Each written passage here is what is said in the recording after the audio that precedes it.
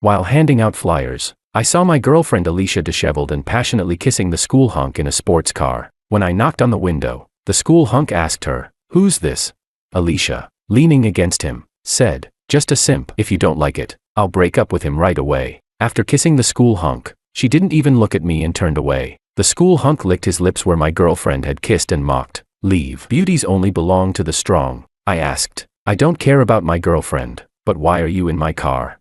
The atmosphere became awkward. The school hunk gripped the steering wheel, staring at me dumbfounded. "What do you mean your car?" "This is my car," I said. I opened the glove compartment and took out the registration. "Look, it has my name on it. Why are you in my car? Are you stealing it? I'll call the police right now." The school hunk turned red, hurriedly got out of the car, and whispered to me, "Don't call the police. My dad's a mechanic. I saw this car looked nice and borrowed it for a spin. Please don't call the police." I widened my eyes and loudly said, "You call this borrowing? This is theft. Can repair shops steal cars in for maintenance?" The school hunk lowered his head and whispered, "Bro, I'm sorry." I sighed. "Don't get familiar. Let me check the car's condition first." He didn't dare speak, and I soon found a dent on the hood. I said angrily, "What's this about?" The school hunk panicked and quickly said, "It's not my fault. Your girlfriend insisted on sitting on the hood to take selfies and posted a bunch of provocative photos on her moments. That's the evidence."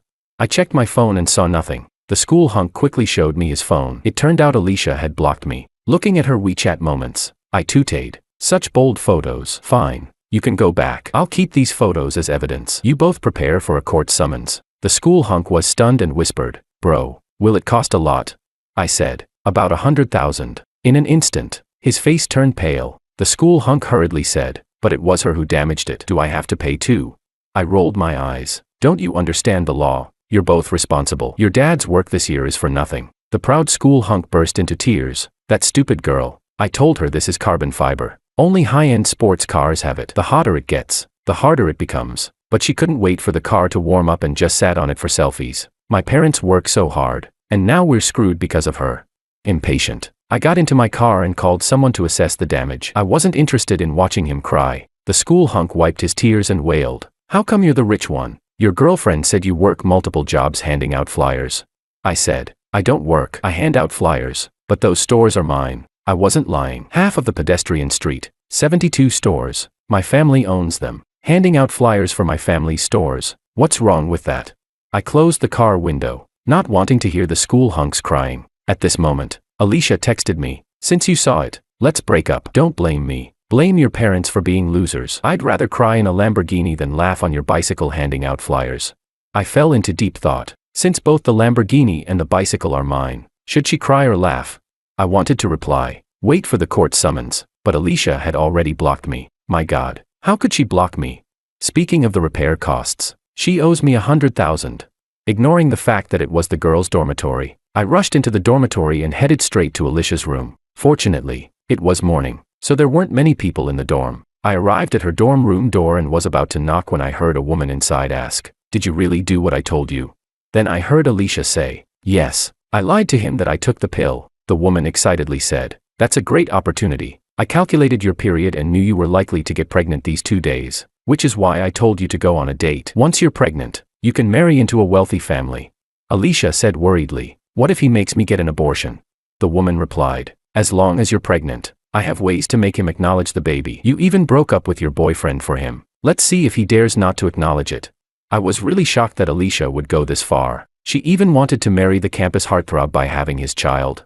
I wondered what her expression would be when she found out the heartthrob had stolen my car. I knocked on Alicia's door, and when she saw me, she immediately frowned. She said, "I've already broken up with you. Why are you still pestering me? I'm telling you, being poor is not a problem, but being poor and shamelessly pestering a girl is really disgusting." It seemed Alicia misunderstood, thinking I was there to win her back. There were 2 other people in the dorm, her roommates, whom I knew. Before I could speak, one of her roommates said, "Can you stop hindering Alicia from pursuing her own happiness?" I was completely dumbfounded. So, making out with another guy in a sports car behind her boyfriend's back was considered pursuing her own happiness. I knew this roommate. She was Alicia's best friend, Eva, the one who had just urged Alicia to get pregnant. When I first started dating Alicia, she often made sarcastic remarks, saying things like a man's love for a girl depends on how much money he spends on her. Because of Eva's instigation, I had given Alicia many gifts. Now, I was here to get those gifts back. I said, We can break up, but the phone you are using is mine. You should return it to me. I didn't mention that the sports car was mine, because, knowing Alicia's personality, she might shamelessly cling to me. I had to get my things back first. Alicia immediately frowned and said coldly, "So you're such a petty person. Can't you consider my feelings?" I was speechless. It's not that I'm petty, but you've already wronged me. Why should I care about your feelings? Eva suddenly covered her mouth and laughed. She said, "Can't you see through this poor man's trick? Asking you to return the gift is a pretense. He really wants to make things difficult for you because he can't bear the breakup." Alicia sneered. "So that's it. You think if I can't bear to return the gift, I won't break up with you, right? Have you forgotten? My current man is very rich." She raised her head proudly, and Eva added fuel to the fire. "Don't be afraid, sis. I just checked. The heartthrob's Lamborghini costs millions. Buying you a new phone is nothing to him." Alicia laughed and said, "I can return the phone, but let me make one last call. I'll show you why I broke up with you. Because the gap between you and a rich man is so wide that you'll never bridge it in your lifetime." I wondered if the rich man she was talking about was the heartthrob. I remembered when I sent the car to the heartthrob's house for maintenance. His dad sighed and said making money was tough these days, and what they earned wasn't enough to pay the rent. Alicia made a call, and Eva quickly said, "Put it on speaker so he can hear. Let him know the gap between himself and others." Alicia nodded and, seemingly to show off, put the call on speaker. As soon as the call connected, she said pitifully, "Brother, my boyfriend came to break up with me and wants me to return the phone he bought me. Without the phone, how can I contact you in the future?" However, the heartthrob didn't indulge her. On the other end of the line, the heartthrob yelled angrily, "You damn bitch, don't let me see you again, or I'll beat you every time I see you." In an instant, both Alicia and Eva were stunned. The call was abruptly cut off, and Alicia stared at her phone, unable to say a word. Eva quickly reacted. She angrily grabbed a book from her bed and threw it at me, shouting, "Did you badmouth my best friend downstairs?" When Alicia heard this, she was furious and started shaking. "Yeah, he wasn't treating me like this before. You must have slandered me. How despicable and disgusting can you be?" I impatiently said, "I didn't badmouth you. Just give me back my things." "If you didn't badmouth me, why would he suddenly treat me like this?" I was speechless, because Alicia posted coquettish selfies sitting on the hood of his car. The heartthrob had ended up with thousands in debt. Given his family's income, how could he not be angry? Eva sneered, "That's why I told you to be brave and date the heartthrob, because I already saw through this poor loser. He only knows how to play tricks behind your back." "Disgusting simp," I asked. "So you're saying you were involved in her betrayal of me, right?" Eva snapped. "Betrayal? My best friend was stuck in a mess. Of course I had to pull her out. Should I let her sink into marrying you? She'll thank me for the rest of her life." Alicia grew impatient and said coldly, "You can have the phone back, but I have one condition. You immediately apologize to the heartthrob and admit that you were lying about me." Eva cursed. "Yeah, even if you have to kneel and apologize. Clear my best friend's name." I took the phone and continued, "Why should I apologize for something I didn't do? And we haven't settled our accounts yet." I walked straight into the room and sat at the desk to start calculating. Throughout our relationship, I had given Alicia many gifts and transfers. I wanted them all back. Alicia said disappointedly, "My friends are all here. We once loved each other. Do you really want to embarrass me like this?" I ignored her and continued calculating. Eva suddenly took a photo of me. With a face full of disdain, she said, "Today, I encountered the ultimate loser. I'm going to post this on my social media right now and expose you, so you'll be socially dead." I thought she was just threatening me, but when I took out my phone to check, I found she had actually posted it. She posted my photo with the caption, "OMG, girls, never date a poor guy. The poorer they are, the more trouble they cause. My best friend got stuck with one. It's terrifying." I frowned and said, "This is a personal matter between us. Why do you keep mentioning being poor? You might as well write gold digger on your face." Eva sneered, "Yeah, I do like rich guys. Do you have the right to be jealous? If you were rich, you'd be the one scolding me now, not the other way around. Look at your pathetic self." Eva got more and more agitated. Walking to the window and pointing downstairs, she said, "Rich men drive million-dollar Lamborghinis and are full of ambition and career goals. Poor losers just sit here calculating, making the girls who once loved them feel sick." Another roommate finally couldn't help but speak up. "Alicia, why don't you just pay him back? This is your fault in the first place." In an instant, Alicia's expression changed. Alicia asked, "What do you mean? Are you taking his side?" Eva sneered, "Isn't it obvious? You found a boyfriend with a Lamborghini, and she's jealous, so she purposely insults you, slanders you."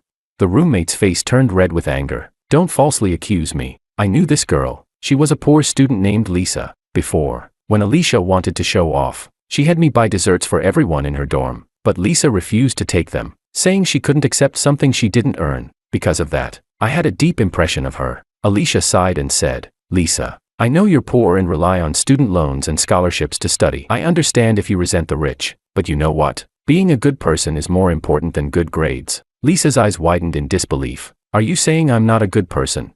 I was completely dumbfounded. Lisa was diligent and hardworking, excelling in both character and academics. And Alicia? She had just been making out with the rich guy in a car, right in front of me, her boyfriend. She dared to say Lisa didn't know how to behave. What kind of nonsense was she spouting? Eva sneered. I know your type. Poor simp girl. You know he broke up, so you're pretending to be a pretentious coquette to win his favor. You know you have no chance with a guy who drives a Lamborghini, so you don't even let a guy who earns $3,000 a month handing out flyers pass. Lisa was so angry she clenched her fists and stood up. I also work part-time as a tutor, and I earn $2,000 a month. Eva looked at her with disdain. To you, even mosquito legs are meat. Yesterday, I saw you picking up food that fell on the table to eat. You poor wretch. Of course, you're not picky about men. Lisa's eyes reddened immediately, her voice trembling with grievance. The food fell on the table, not the floor. What's so poor about that? Enough. Alicia's shout interrupted us. She slammed her phone on the table and said to me, You really embarrass me. My biggest regret is dating you. Hurry up and settle our accounts. Then I can go explain to my new boyfriend. Eva quickly said, Don't be afraid, sis. I'll go with you to explain. The rumors will be quashed, and you'll still be the little darling of a rich man. I couldn't be bothered with these two anymore and focused on calculating our accounts. Of course, I didn't include the repair costs of the sports car. I was afraid Alicia might shamelessly try to reconcile with me. In the end, I figured it out. In the year we dated, I had given Alicia gifts and transfers totaling $18,000. After doing the math, I was stunned. Dating really costs a lot of money. I only spent a few hundred a month on living expenses. I didn't realize it until I calculated it. Not only was I shocked, but Alicia and Eva were also a bit stunned. After all, they were students. Where would they get over $10,000? At first, they didn't believe it, but after checking several times, they finally confirmed my calculations were correct. Alicia looked a bit troubled. $18,000. I can't come up with that right now. Eva panicked and quickly said, Don't be scared, sis. I'll help you pay it back. Your attitude towards this loser now will determine how the heartthrob sees you. Even if we have to borrow from loan sharks, we'll pay the money back. You need to cut ties with this poor guy to have a chance to marry into a wealthy family. Alicia was eventually swayed by Eva's words. She nodded and said, Okay, we'll find a way to borrow it. My family mustn't know, or my parents will kill me. I didn't know what to say. If $18,000 would get her killed, what would happen when the nearly $100,000 repair bill for the sports car got sent to her house? Her parents would probably want to grind her bones to dust. Alicia and Eva immediately started contacting people to borrow money. Surprisingly, it was quite easy for them to borrow money. Classmates each gave a few hundred, lending it to Alicia. Even Alicia was amazed at how easily she could get the money. She couldn't help but say, I have a good reputation. Everyone is willing to lend me money. Eva laughed. It's because of your selfies on social media. You're sitting in a sports car worth millions. Of course, people are willing to lend you this small amount of money. Alicia suddenly realized. She glanced at me and said, Do you see that? That's the true charm of a real man, making everyone admire him and lend me money, hoping to befriend him. If I were still with you, would anyone reach out to help me when I'm in trouble? Eva sneered. Trouble? Being with him is already the biggest disaster in life. They kept borrowing money and finally managed to collect over $8,000. But there was still a $10,000 gap. Eva gritted her teeth and said, I know a guy from the underworld. He can lend me the money, but if we can't pay it back, it'll be terrible. Alicia asked worriedly, What happens if we can't pay it back?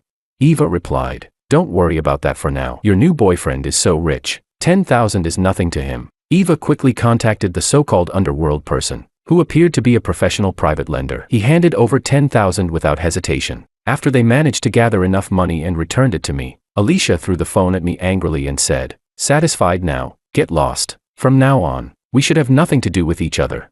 I nodded and turned to Lisa, saying, Can you come out with me for a moment? Lisa looked at me in surprise, seemingly not understanding why I was calling her. Eva immediately sneered. I knew these two had something going on. As soon as you paid him back, they hooked up. I felt a wave of helplessness. The reason I wanted to talk to Lisa was that she worked in the student council and had the contact directory. Since I planned to send a court summons to Alicia's family, I definitely needed her home address. Lisa blushed deeply, lowered her head, and followed me out. Eva mocked again. You're really following him out? You only deserve Alicia's leftovers. Lisa was almost in tears. I don't have any such intentions. Eva cursed. Pretentious coquette. Keep pretending. No wonder your family is so poor. It's genetic. Look at you trying to please even a guy who hands out flyers. You're so undiscriminating. It's clear what kind of people your parents are. Alicia looked at us with disdain and sneered. Good thing I broke up with him. This useless man is all yours. Let me give you a word of advice. A whore and a dog. May they last forever. I led Lisa out of the dormitory and into the hallway. Lisa whispered. I only spoke up because I was angry. Don't read too much into it. I just want to study hard. I don't have the intentions they said. I nodded. I know. You have to get scholarships and work as a tutor. You don't have time for romance. Lisa asked curiously. Then why did you ask me to come out? I said. I know you have the contact directory. Can you give me Alicia's home address? Lisa immediately panicked. What do you plan to do? Don't do anything reckless. She seemed very worried and even grabbed my hand in her anxiety. Lisa looked into my eyes and said seriously, we may be poor, but we have dignity. Others are at fault, but don't ruin your future because of their mistakes. The atmosphere grew silent, and I didn't know how to respond. Did this girl think I was planning to go down with Alicia's family? Lisa then realized she had grabbed my hand in her haste. She quickly let go, blushing. You're hardworking and determined. You deserve a better life. I believe that in 10 years, Alicia will regret her choices. I said. It won't take 10 years. I've already had the dealership assess the damage. If her family lives in the city, she'll regret it soon. Lisa was stunned and asked what I meant. I said the sports car downstairs was mine. She stared at me, dumbfounded. I explained everything to Lisa. She was speechless again. It wasn't until I showed her the car registration that she believed it was true. When Lisa went to get the contact directory, she walked as if in a daze, probably thinking she was dreaming. Soon, she sent me Alicia's home address. Surprisingly, it was just a few kilometers from the dealership. What a coincidence, right? I called the dealership, and they told me they'd deliver the damage assessment within 10 minutes. Wait, I suddenly remembered. Alicia had given me back her phone. How would I contact her for debt collection later? I decided to temporarily return the phone to her. I went back to Alicia's dormitory. When she saw me return, she asked irritably, "Why are you back?" I said, "I know you don't have a phone. You can borrow this for a couple of days." Eva immediately clutched her chest, pretending to retch. I'm going to puke. I was right. This simp is doing it on purpose, trying to play this on again, off again game with you. Alicia snapped. Do you really take me for a fool? Can you stop pestering me? You're embarrassing me in front of my friends. Just then, Eva's phone rang. Eva took out her phone and said puzzled, Alicia, why are your parents calling me? I was taken aback. The dealership works fast. It seemed Alicia's parents couldn't reach her, so they contacted Eva. Alicia took the phone and asked, Mom, what's wrong? This time, Alicia didn't put the call on speaker, but her mother's yelling was loud and clear. Don't call me Mom. Do you know how much your father and I make? You've ruined us. The sudden scolding left Alicia stunned. She quickly said, Mom, what did I do? Alicia walked to the corner of the dormitory with her phone. As she talked, she suddenly burst into tears. Eva hurriedly asked, Sis, what's wrong? Alicia sobbed. I know why the heartthrob suddenly got mad at me. I dented his car by sitting on it, and now he wants my family to pay. The estimated cost is $137,000. Where is my family going to get that kind of money? Eva was equally stunned. How is that possible? Just by sitting on it, it got dented. The bill was delivered to my house. My mom said she took a picture of it and sent it to me. She told me to check my phone. Alicia couldn't even stand. She sat down on the bed in a daze. Eva bit her lip and said, Don't panic. I might have a solution. Alicia asked, What can you do? Eva said, At this point, we need to see if you're pregnant. If you are, and you're carrying his child, would he really dare to ask you for the repair costs? Alicia immediately nodded. Right. Even if he doesn't care about me, he has to care about the baby, right? Eva said excitedly, If he dares to ask you for the repair costs, go make a scene at his house. Alicia sighed deeply. I initially wanted to use the baby to marry into a wealthy family. Who knew it would only end up covering repair costs? Eva consoled her. Hundreds of thousands of isn't a small amount. Your parents would need 2 years to earn that. And who says you can't marry into a wealthy family? Maybe his parents will insist on you getting married, and not only will they cover the repair costs, but they might even gift you a car. I wondered if I should remind Alicia out of past affection about her getting pregnant with the heartthrob's child. It certainly wouldn't exempt her from the repair costs. I started to speak, but before I could say anything, Alicia shot me a venomous look. She walked over, snatched the phone from me, and said, Don't say a word. Get lost. I don't want to hear your voice. I'm already in a bad mood. Eva also snapped impatiently. Yeah, can you get lost? We're trying to figure out how to calm the heartthrob down. I awkwardly said. How about you read the documents first? Eva yelled at me. Get lost, loser. We have nothing to talk to you about. If you keep pestering Alicia, we'll accuse you of harassment and see you in court. I nodded. Since she said that, fine. After all, we were going to see each other in court anyway. Alicia had already picked up her phone and sent a voice message to the heartthrob. Please, come downstairs to my dorm. I want to talk to you, please. The heartthrob quickly replied, and she played the voice message. I heard the heartthrob's voice. Sure, you slut. I want to talk to you too. Come down now. Alicia put down her phone and worriedly asked Eva, with that attitude, will he really forgive me? Eva said, go down and beg him. I'll go with you. Eva helped Alicia up and glared at me. Get out of the way. I ignored her and turned to leave the dormitory. Just as I was about to go downstairs, Lisa returned. Alicia and Eva walked past Lisa, heading in front of us. Seeing me, Lisa quietly asked, will you make Alicia pay a lot of money? I said, I won't extort her. She should pay what she owes. But I'm thinking. Lisa asked, thinking what? I said, it seems like they're begging the wrong person. Won't it be awkward? When we got downstairs, the heartthrob was already there. The most noticeable thing was the slap mark on his face. He was standing by the roadside, crying and wiping his tears. If I'm not mistaken, he must have told his dad about what happened and received some fatherly love. Alicia and Eva were dumbfounded at the sight. Eva said, seriously, with all the money his family has, he needs to cry like this? Alicia said, maybe he really loves that car. When I went on dates with him, he always took great care to protect it. Eva sighed. They say a car is a man's second wife. It must be true. I rolled my eyes. I don't treat my car like a wife, and why wouldn't he protect it? It's my car. Alicia quickly approached him, looking pitiful. Baby, let me explain. Explain to your grandfather. You bitch. The heartthrob finally couldn't hold back his frustration. He rushed forward, grabbed Alicia's hair, and slapped her hard across the face. Neither Alicia nor Eva expected the heartthrob to hit her. Eva hurried over to try to break it up, while Alicia, feeling wronged, said, baby, hit me if you're upset. It's my fault. I'll never do it again. Can I make it up to you for the rest of my life? I don't need your compensation.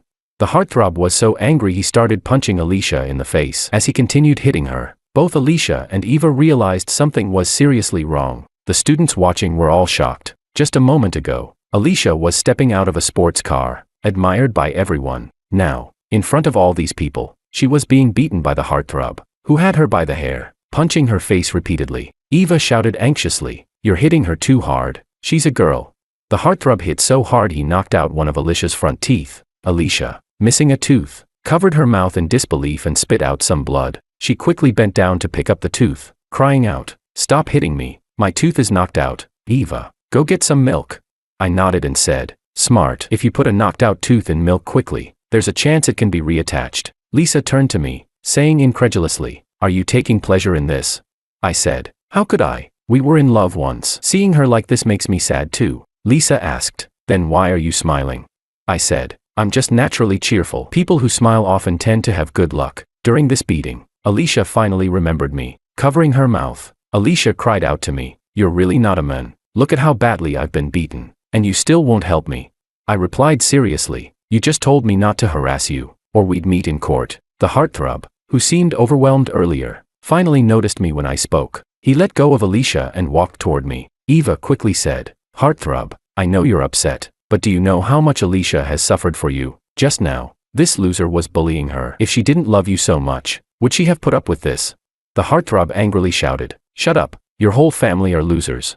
Eva didn't dare say another word. It was strange. She had been so aggressive in front of me, but now, facing her rich idol, she was unusually obedient. The heartthrob stood in front of me. I wondered how he would apologize, but then he did something unexpected. In front of everyone, he suddenly knelt down. With tears in his eyes, he cried, bro, I'm sorry. Please forgive me. At that moment, the world seemed to fall silent. Everyone stared at me in shock. The students were dumbfounded. Eva trembled with disbelief. Lisa said nothing, keeping her head down. Alicia, covering her mouth where a tooth was missing, suddenly had blood streaming from her nose. She tried to sniff it back, but ended up choking on it and coughed painfully. No one expected things to turn out this way. Honestly, even I hadn't expected it. I sighed and said, if you'd known this would happen, why did you do it in the first place? Eva asked in a daze, why are you apologizing to him? I said softly, yes, tell everyone why you're apologizing to me. The heartthrob, still crying, said, I shouldn't have stolen your car to show off. I shouldn't have stolen your girlfriend. I'm despicable and disgusting. Please forgive me, I told my dad. But he said our family is already struggling with rent and can't pay for the damages. I nodded and said, your dad works really hard. That's why I sent my car to your family's repair shop. Who would have thought that such a diligent mechanic would raise a son like you? The heartthrob broke down. I'll never do it again. If you can give us more time to pay, I'll do anything you ask. Alicia was stunned. She muttered, what repair shop? What car maintenance? What's stealing a car? I said, the facts are right in front of you. Alicia pointed at the sports car, her voice trembling. That car is yours? I nodded. Yes, it's my car. Her expression froze. Then her lips quivered as she burst into tears. How can you be the rich one? Weren't you the flyer guy? I do hand out flyers, but those are all for my shops. Ignoring her bleeding nose and missing tooth, Alicia hurried to my side, limping. She grabbed my arm, crying, baby, let me explain. I said coldly, I'm not your baby. We're already broken up. I reached out and placed my hand on the heartthrob's shoulder. He swallowed hard, looking at me pleadingly. I said, this is your fault, not your dad's. In fact, I should thank you because you showed me my girlfriend's true colors. You helped me, so I'll help you this once. I thought for a moment and continued, you'll graduate next year. You can negotiate the compensation amount, and once you start earning, I'll allow you to pay it back over 3 years. The heartthrob, surprised, asked, really? I nodded and said, yes, it's your mistake, not your father's to pay for. But knocking out her front tooth is going to cost you a lot. The heartthrob said viciously, I'm not paying a cent. At worst, I'll go to jail and get a record. Anyway, I won't pass any civil service exams. I asked, are you really willing to go to jail rather than pay her a cent? The heartthrob replied, yes, this bitch doesn't deserve my compensation. I patted his shoulder hard and laughed. See, now you're being sensible. I'll waive 1,000 as a reward. Alicia was already dumbfounded. She whimpered, baby, I was really wrong. Can you give me another chance? It's all. She turned around quickly and pointed at Eva, cursing, it's all because of this bitch. Eva didn't respond, her face blank. Alicia cried, you told me to do this. I loved my boyfriend so much. Why did I fall for your tricks? I was tired of watching her drama. I said, remember to take the morning after pill. Don't actually get pregnant. It's not because I care about you, but because I know with your personality, you'd definitely have an abortion if you got pregnant. I don't want an innocent life to be killed before it even sees the world because of your bad character. At that moment, Alicia's face turned ashen. Eva suddenly started crying. She said, are you not going to repay the money I just helped you borrow? Alicia completely turned on her. You caused all this misery. Why should I pay you back? Eva also broke down in tears. I have to repay that money, or I'll be beaten to death. I casually said, if you're afraid of owing money to a loan shark, then just pay it back. Eva cried again. Where am I supposed to get 10,000? Lisa clenched her fists in anger. She said furiously, you mocked me for eating food off the table, but your own family doesn't even have 10,000. You're poor too, so why do you bully other poor people? You deserve this. Eva sat on the ground, sobbing uncontrollably. I smiled at Alicia and said, goodbye. Unless it's about repaying money, don't contact me. Otherwise, I'll charge you with harassment. I turned to Lisa and asked, since the bitch has been punished, how about we go have a meal to celebrate? You can ride in my car. Lisa replied, are you drunk in broad daylight? Why would I get in your car or have a meal with you? Realizing she had a point, I awkwardly scratched my nose. I got into my sports car and drove off.